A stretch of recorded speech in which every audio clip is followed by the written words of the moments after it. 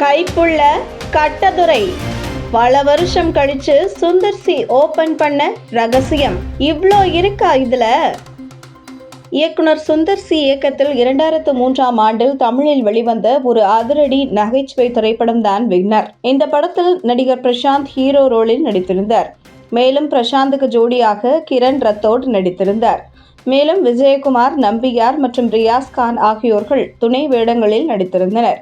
இந்த திரைப்படம் ஆக்ஷன், காதல் நிறைந்து அதனுடன் காமெடியும் கலந்த திரைப்படமாக அமைந்திருந்தது.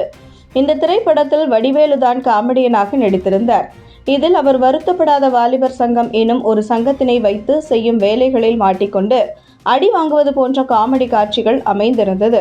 இந்த திரைப்படத்தில் இருந்தால் காமெடி காட்சிகள் இன்றளவும் கூட அதிகளவில் அனைவராலும் ரசித்து பார்க்கப்படும் காட்சிகளாக அமைந்துள்ளது.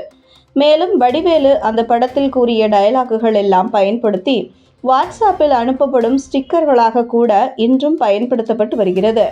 இந்த திரைப்படம் 2003ஆம் ஆண்டில் திரையரங்குகளில் வெளியாகி நல்ல வரவேற்பை பெற்று ஹிட்டானது.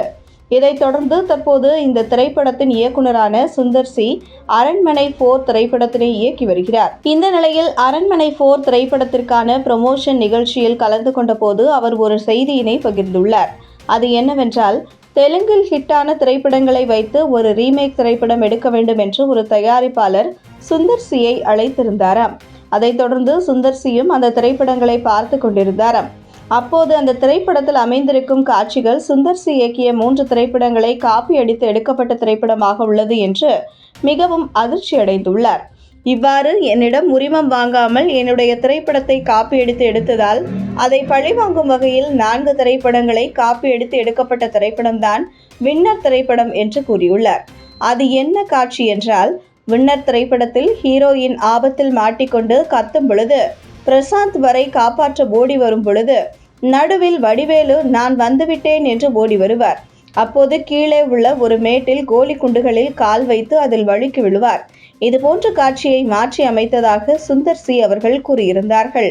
மேலும் இந்த திரைப்படம் வெளிவந்து பெரிய அளவில் வெற்றி பெற்ற பிறகுதான் சில காலம் கழித்து ஒரு தெலுங்கு படத்தினை பார்த்தபோது அந்த தெலுங்கு படத்தில் வடிவேலு இப்படி வழுக்கி விழும் காட்சி காப்பியடிக்கப்பட்டு எடுக்கப்பட்டுள்ளதை சுந்தர் சி பார்த்துள்ளார்.